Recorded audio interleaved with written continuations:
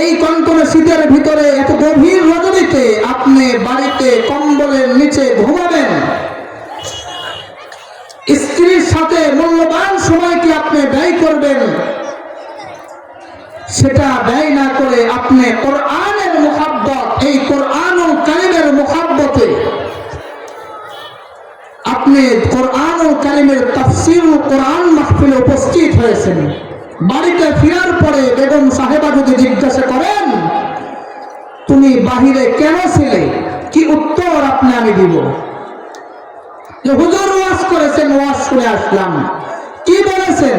এটা যদি মেমোরিতে না নিতে পারি তাহলে বেগম সাহেবার উত্তর দিতে পারবো না। যদি জিজ্ঞাসা করেন তাহলে সহজে ভাবে বুঝাবেন যে আমার হুজুর আমাকে এটা শিক্ষা দিয়েছেন, এভাবে বলেছেন, আমি এটা এভাবে নিয়েছি। সেটি হলো আল্লাহ এই আসমান জমিন সহ যতগুলো মাখলুকাত আমরা দেখি বা না দেখি সৃষ্টি করেছেন, এই সৃষ্টি আল্লাহ কেন করেছেন, এই কেন প্রশ্নের উত্তর হুজুর ওনার বয়ানের ভিতরে দিয়েছেন। প্রাথমিক কথা রাখেন, এই পৃথিবীতে টার্গেট বিহীন কাজ কেউ করে না। আমি সুদূর নাটোর থেকে আপনাদের এই বগুড়ায় আসছি, আমার আসার পিছনে এক টার্গেট আছে। যেই ভাই এই এত সুন্দর ডেকোরেশন করেছে, ডেকোরেশন করার পিছনে টার্গেট আছে। যে মসজিদের উন্নয়ন পরিকল্পে মাহফিলের আয়োজন করা হয়েছে তার টার্গেট আছে। আমরা যারা এখানে শ্রোতা হিসেবে উপস্থিত হয়েছি আমাদের কাজেরও অবশ্যই অবশ্যই টার্গেট আছে। শুধুমাত্র কেবলমাত্র দুই শ্রেণীর মানুষ কাজের কোনো টার্গেট খোঁজে না। এক, অপ্রাপ্ত শিশু, ছোট্ট বাচ্চা, কাজের কোনো টার্গেট নাই। নাম্বার দুই, মস্তিষ্কের ভারসাম্যহীন পাগল, এরও কাজের কোনো টার্গেট নাই। কিন্তু আল্লাহ পাক এই দুই শ্রেণীতে নয়, ভিন্ন তৃতীয় প্রকারে পড়েন, আরো পরে পড়েন। তার মানে আল্লাহ পাকের কাজের টার্গেট আছে। টার্গেটটা কি? কোরআন ও সুন্নাহর আলোকে আমরা শুধু এই প্রশ্নের উত্তরটাই জানব। এ বিষয়ে আল্লাহ পাক কোরআনুল কারীমের ভিতরে ডাক দিয়ে বলেন, আফাহাসিবতুম আন্নামা খালাকনাকুম আবাসা, আফাহাসিবতুম আন্নামা খালাকনাকুম আবাসা ওয়া আন্নাকুম ইলাইনা লা তুরজাউন। আল্লাহু আকবার বলেন।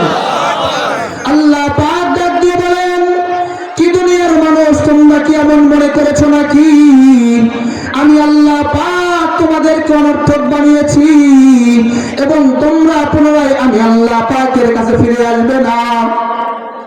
অর্থাৎ দুনিয়ার কোন মানুষ যদি মনে করেন যে আল্লাহ পাক মানুষদেরকে অনর্থক বানিয়েছেন এবং এই মানুষ পুনরায় আল্লাহ পাকের কাছে ফিরে যাবে না, তাহলে মানুষের এই দুই ধারণাটাই ভুল হবে। কারণ ভিন্ন আয়াতের ভিতরে আল্লাহ রব্বুল কারীম বলেন, কাইফা তাকফুরুনা বিল্লাহ ওয়া কুনতুম আমওয়াতা ওয়া আহইয়াকুম সুম্মা ইউমীতুকুম সুম্মা ইউহয়ীকুম সুম্মা ইলাইহি তুরজাউন। আল্লাহু আকবার বলেন। আল্লাহ পাক ডাক দিয়ে বলেন, দুনিয়ার মানুষ তোমরা কেমনে আমি আল্লাহ পাকের সাথে কুফরি করো, আমি আল্লাহ পাকের কুদরতকে তোমরা কেমনে অস্বীকার করো, অথচ তোমরা ছিলে মৃত, তোমাদের কোনো অস্তিত্ব ছিল না। আমি আল্লাহ পাক দয়া করে তোমার মায়ের পেটের ভিতরে তোমার অস্তিত্ব দিয়েছি, আবার আমি আল্লাহ তোমাকে এই দুনিয়া থেকে ইন্তেকাল করাইয়া মাটির নিচে নিব, আমি আল্লাহ আবার তোমাকে ওখানে জীবিত করব, তারপরে তুমি আমার সামনে দাঁড়াইবা, তারপরে তুমি আমার সামনে দাঁড়ায় হিসাব দিবা। অর্থাৎ আল্লাহ পাক বলেন, তোমাদেরকে আমি অনর্থক বানাই নাই, আমি তোমাদেরকে বানিয়েছি আমার সামনে হিসাব দেওয়ার জন্য। দ্বিতীয় নাম্বার আয়াতে বুঝলাম আল্লাহ হিসাব নিবেন, এটা সত্য নিশ্চিত।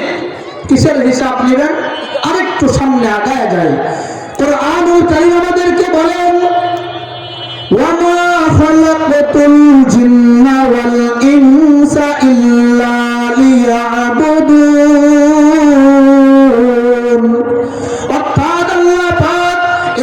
দুনিয়াতে মানুষ এবং জিন জাতিকে সৃষ্টি করেছেন শুধুই তার ইবাদতের জন্য। আল্লাহ পাক দুনিয়াতে মানুষদেরকে কৃষিকাজ করার জন্য বানায় নাই। আল্লাহ পাক দুনিয়াতে মানুষদেরকে ডাক্তারি করার জন্য পাঠায় নাই। আল্লাহ পাক দুনিয়াতে মানুষদেরকে বিভিন্ন শ্রেণী পেশা গ্রহণ করার জন্য পাঠায় নাই। আল্লাহ পাক দুনিয়াতে ড্রাইভারি করার জন্য পাঠায় নাই। আল্লাহ পাক দুনিয়াতে আরো বিভিন্ন শ্রেণী পেশা যেগুলো আমরা দেখি এইগুলো কাজ করার জন্য